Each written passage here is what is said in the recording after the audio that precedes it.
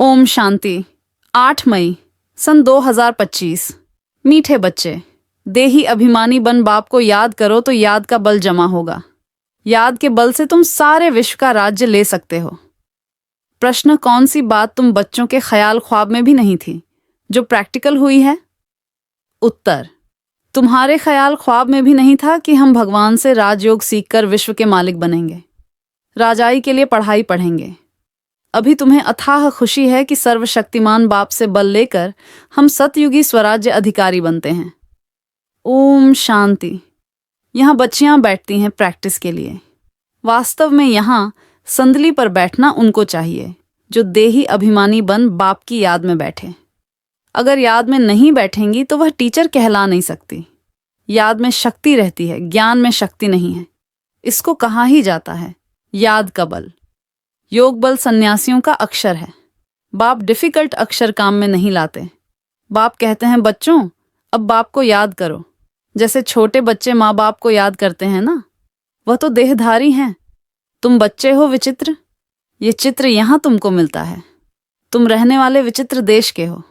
वहाँ चित्र रहता नहीं। पहले पहले ये पक्का करना है। हम तो आत्मा हैं, इसलिए बाप कहते हैं, बच्चे देही अभिमानी बनो, अपने को आत्मा निश्चय करो। तुम निर्वाण देश से आए हो। वह तुम सभी आत्माओं का घर है। यहाँ पाठ बजाने आते हो। पहले पहले कौन आते हैं? ये भी तुम्हारी बुद्धि में है। दुनिया में कोई नहीं जिसको ये ज्ञान हो। अब बाप कहते हैं, शास्त्र आदि जो कुछ पढ़ते हो उन सबको भूल जाओ। श्री कृष्ण की महिमा, फलाने की महिमा कितनी करते हैं। गांधी की भी कितनी महिमा करते हैं, जैसे कि वह राम राज्य स्थापना करके गए हैं। परंतु शिव भगवान उवाच आदि सनातन राजा रानी के राज्य का जो कायदा था, बाप ने राजयोग सिखाकर राजा रानी बनाया। उस ईश्वरीय रस्म रिवाज को भी तोड़ डाला। बोला, राजा ही नहीं चाहिए, हमको प्रजा का प्रजा पर राज्य चाहिए। अब उसकी क्या हालत हुई? दुह खिदू। लड़ते झगड़ते रहते हैं। अनेक मतें हो गई हैं। अभी तुम बच्चे श्रीमत पर राज्य लेते हो। इतनी तुम्हारे में ताकत रहती है जो वहां लश्कर आदि होता नहीं। डर की कोई बात नहीं। इन लक्ष्मी नारायण का राज्य था, अद्वैत राज्य था। दो थे ही नहीं जो ताली बजे। उसको कहा ही जाता है अद्वैत राज्य। तुम बच्चों को बाप देवता बनाते हैं, फिर द्वैत से दैत्य बन जाते हैं रावण द्वारा। अभी तुम बच्चे जानते हो, हम भारतवासी सारे विश्व के मालिक थे। तुमको विश्व का राज्य सिर्फ याद बल से मिला था। अब फिर मिल रहा है। कल्प कल्प मिलता है, सिर्फ याद के बल से। पढ़ाई में भी बल है। जैसे बैरिस्टर बनते हैं तो बल है ना, वह है पाई पैसे का बल। तुम योग बल से विश्व पर राज्य करते हो। सर्वशक्तिमान बाप से बल मिलता है। तुम कहते हो, बाबा हम कल्प कल्प आपसे सतयुग का स्वराज्य लेते हैं, फिर गंवाते हैं, फिर लेते हैं। तुमको पूरा ज्ञान मिला है। अभी हम श्रीमत पर श्रेष्ठ विश्व का राज्य लेते हैं। विश्व भी श्रेष्ठ बन जाता है। यह रचता और रचना का ज्ञान तुमको अब भी है। इन लक्ष्मी नारायण को भी ज्ञान नहीं होगा कि हमने राजाई कैसे ली। यहाँ तुम पढ़ते हो, फिर जाकर राजाई करते हो। कोई अच्छे धनवान के घर में जन्म लेते हैं तो कहा जाता है ना, इसने आगे जन्म में अच्छा कर्म किया है, दान पुण्य किया है।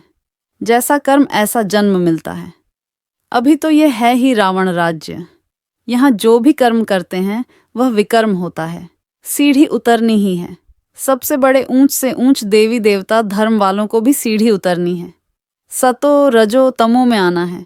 हर एक चीज नई से फिर पुरानी होती है। तो अभी तुम बच्चों को अथाह खुशी होनी चाहिए। तुम्हारे ख्याल ख्वाब, संकल्प, स्वप्न में भी नहीं था कि हम विश्व के मालिक बनते हैं। भारतवासी जानते हैं कि इन लक्ष्मी नारायण का सारे विश्व पर राज्य था। पूज्य थे सो फिर पुजारी बने हैं। गाया भी जाता है, आप ही पूज्य, आप ही पुजारी। अब तुम्हारी बुद्धि में ये होना चाहिए। ये नाटक तो बड़ा वंडरफुल है। कैसे हम 84 जन्म लेते हैं, उनको कोई नहीं जानते। शास्त्रों में 84 लाख जन्म लगा देते हैं। बाप कहते हैं ये सब भक्ति मार्ग के गपोड़े हैं। रावण राज्य है ना, राम राज्य और रावण राज्य कैसे होता है, ये तुम बच्चों के सिवाय और कोई की बुद्धि में नहीं है। रावण को हर वर्ष जलाते हैं तो दुश्मन है ना। 5 विकार मनुष्य के दुश्मन हैं। रावण है कौन, क्यों जलाते हैं, कोई भी नहीं जानते। जो अपने को संगम युगी समझते हैं उनकी स्मृति में रहता है कि अभी हम पुरुषोत्तम बन रहे हैं। भगवान हमको राजयोग सिखलाकर नर से नारायण, भ्रष्टाचारी से श्रेष्ठाचारी बनाते हैं। तुम बच्चे जानते हो, हमको ऊंच ते ऊंच निराकार भगवान पढ़ाते हैं। कितनी अथाह खुशी होनी चाहिए। स्कूल में स्टूडेंट की बुद्धि में रहता है ना, हम स्टूडेंट हैं। वह तो है कॉमन टीचर, पढ़ाने वाला। यहाँ तो तुमको भगवान पढ़ाते हैं। जब पढ़ाई से इतना ऊंच पद मिलता है तो कितना अच्छा पढ़ना चाहिए। है बहुत इजी, सिर्फ सवेरे आधा पौना घंटा पढ़ना है। सारा दिन धंधे आदि में याद भूल जाती है, इसलिए यहाँ सवेरे आकर याद में बैठते हैं। कहा जाता है बाबा को बहुत प्रेम से याद करो। बाबा, आप हमको पढ़ाने आए हैं। अभी हमको पता पड़ा है कि आप 5000 वर्ष बाद आकर पढ़ाते हैं। बाबा के पास बच्चे आते हैं तो बाबा पूछते हैं, आगे कब मिले हो? ऐसा प्रश्न कोई भी साधु सन्यासी आदि कभी पूछ न सके। वहां तो सत्संग में जो चाहे जाकर बैठते हैं। बहुतों को देखकर सब अंदर घुस जाते हैं। तुम भी अभी समझते हो, हम गीता रामायण आदि कितना खुशी से जाकर सुनते थे। समझते तो कुछ नहीं थे, वह सब भक्ति की ही खुशी है। बहुत खुशी में नाचते रहते हैं, परंतु फिर नीचे उतरते आते हैं। किस्म किस्म के हठयोग आदि करते हैं, तंदुरुस्ती के लिए ही सब करते हैं। तो बाप समझाते हैं यह सब है भक्ति मार्ग की रस्म रिवाज। रचता और रचना को कोई भी नहीं जानते, तो बाकी रहा ही क्या? रचता रचना को जानने से तुम क्या बनते हो और न जानने से तुम क्या बन पड़ते हो? तुम जानने से साल्वेंट बनते हो, न जानने से वही भारतवासी इंसाल्वेंट बन पड़े हैं। गपोड़े मारते रहते हैं। क्या क्या दुनिया में होता रहता है। कितने पैसे सोना आदि लूटते हैं। अब तुम बच्चे जानते हो, वहां तो हम सोने के महल बनाएंगे। बैरिस्टरी आदि पढ़ते हैं तो अंदर में रहता है ना, हम ये इम्तिहान पास कर फिर ये करेंगे, घर बनाएंगे। तुमको क्यों नहीं बुद्धि में आता है? हम स्वर्ग का प्रिंस प्रिंसेस बनने के लिए पढ़ रहे हैं। खुशी कितनी रहनी चाहिए, परंतु बाहर जाने से ही खुशी गुम हो जाती है। छोटी छोटी बच्चियां इस ज्ञान में लग जाती हैं। संबंधी कुछ भी समझते नहीं, कह देते जादू है। कहते हैं हम पढ़ने नहीं देंगे। इस हालत में जब तक सगीर हैं तो माँ बाप का कहना मानना पड़े। हम ले नहीं सकते। बहुत खिटपिट हो पड़ती है। शुरू में कितनी खिटपिट हुई। बच्ची कहे हम 18 वर्ष की हैं, बाप कहे नहीं 16 वर्ष की है, सगीर है। झगड़ा कर पकड़ ले जाते थे। सगीर माना ही बाप के हुक्म में चलना है।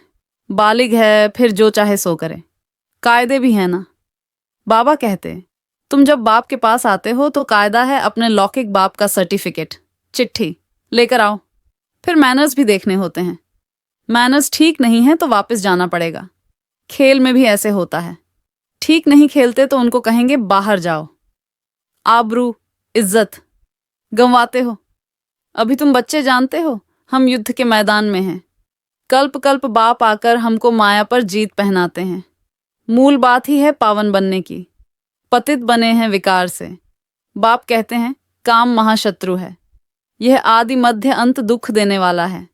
जो ब्राह्मण बनेंगे वही फिर देवी देवता धर्म में आएंगे। ब्राह्मणों में भी नंबरवार होते हैं। क्षमा पर परवाने आते हैं। कोई तो जल मरते हैं, कोई फेरी पहनकर चले जाते हैं। यहाँ भी आए हैं, कोई तो एकदम फिदा होते हैं, कोई सुनकर फिर चले जाते हैं। आगे तो ब्लड से भी लिख कर देते थे, बाबा हम आपके हैं। फिर भी माया हरा लेती है। इतनी माया की युद्ध चलती है, इनको ही युद्ध स्थल कहा जाता है। ये भी तुम समझते हो। परमपिता परमात्मा ब्रह्मा द्वारा सभी वेदों शास्त्रों का सार समझाते हैं। चित्र तो ढेर बना दिए हैं ना। नारद का भी मिसाल इस समय का है। सब कहते हैं हम लक्ष्मी अथवा नारायण बनेंगे। बाप कहते हैं अपने अंदर में देखो, हम लायक हैं। हमारे में कोई विकार तो नहीं है। नारद भक्त तो सब है ना। ये एक मिसाल लिखा है। भक्ति मार्ग वाले कहते हैं हम श्री लक्ष्मी को वर सकते हैं। बाप कहते हैं कि नहीं, जब ज्ञान सुने तब सद्गति को पा सकें। मैं पतित पावन ही सबकी सद्गति करने वाला हूं।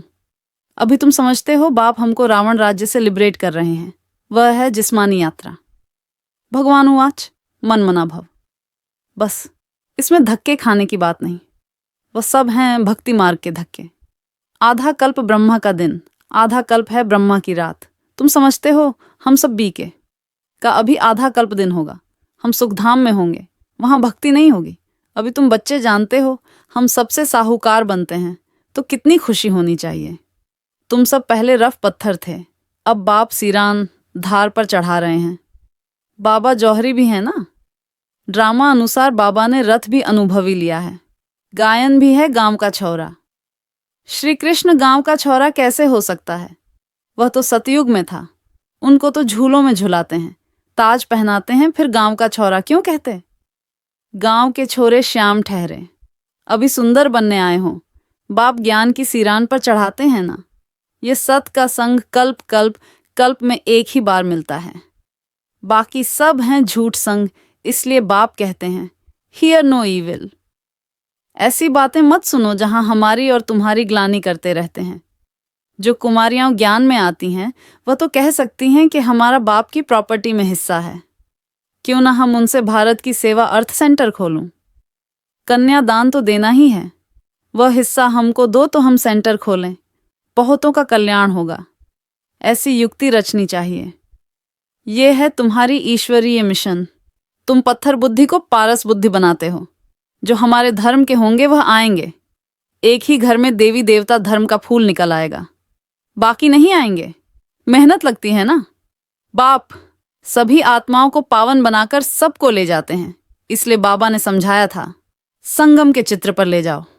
इस तरफ है कलयुग, उस तरफ है सतयुग। सतयुग में हैं देवताएं, कलयुग में हैं असुर। इसको कहा जाता है पुरुषोत्तम संगम युग। बाप ही पुरुषोत्तम बनाते हैं। जो पढ़ेंगे वह सतयुग में आएंगे, बाकी सब मुक्ति धाम में चले जाएंगे, फिर अपने अपने समय पर आएंगे। ये गोले का चित्र बड़ा अच्छा है। बच्चों को सर्विस का शौक होना चाहिए। हम ऐसी ऐसी सर्विस कर, गरीबों का उद्धार कर, उनको स्वर्ग का मालिक बनाएंगे। अच्छा, मीठे मीठे सिक्की लधे बच्चों प्रति माता पिता बाप दादा का याद प्यार और गुड मॉर्निंग। रूहानी बाप की रूहानी बच्चों को नमस्ते। हम रूहानी बच्चों की तरफ से भी रूहानी बाप दादा को याद प्यार और नमस्ते नमस्ते गुड मॉर्निंग। धारणा के लिए मुख्य सार नंबर 1, अपने आप को देखना है हम श्री लक्ष्मी श्री नारायण समान बन सकते हैं। हमारे में कोई विकार तो नहीं है। फेरी लगाने वाले परवाने हैं या फिदा होने वाले। ऐसे मैनर्स तो नहीं हैं जो बाप की आबरू इज्जत जाए। नंबर 2, अथाह खुशी में रहने के लिए सवेरे सवेरे प्रेम से बाप को याद करना है और पढ़ाई पढ़नी है। भगवान हमें पढ़ाकर पुरुषोत्तम बना रहे हैं। हम संगमयुगी हैं, इस नशे में रहना है। वरदान, सर्व गुणों के अनुभवों द्वारा बाप को प्रत्यक्ष करने वाले अनुभवी मूर्त भव। जो बाप के गुण गाते हो उन सर्व गुणों के अनुभवी बनो। जैसे बाप आनंद का सागर है तो उसी आनंद के सागर की लहरों में लहराते रहो। जो भी संपर्क में आए उसे आनंदम, प्रेम, सुख सब गुणों की अनुभूति कराओ। ऐसे सर्व गुणों के अनुभवी मूर्त बनो तो आप द्वारा बाप की सूरत प्रत्यक्ष हो, क्योंकि आप महान आत्माएं ही परम आत्मा को अपनी अनुभवी मूर्त से प्रत्यक्ष कर सकती हो। स्लोगन, कारण को निवारण में परिवर्तन कर अशुभ बात को भी शुभ करके उठाओ। अव्यक्त इशारे, रूहानी रॉयल्टी और प्यूरिटी की पर्सनैलिटी धारण करो। ब्राह्मणों की लाइफ, जीवन का जिये दान पवित्रता है। आदि अनादि स्वरूप ही पवित्रता है। जब स्मृति आ गई कि मैं अनादि आदि पवित्र आत्मा हूं, स्मृति आना अर्थात पवित्रता की समर्थी आना। स्मृति स्वरूप, समर्थ स्वरूप आत्माएं निजी पवित्र संस्कार वाली हैं, तो निजी संस्कारों को इमर्ज कर इस पवित्रता की पर्सनैलिटी को धारण करो। ओम शांति। शुक्रिया बाबा, शुक्रिया।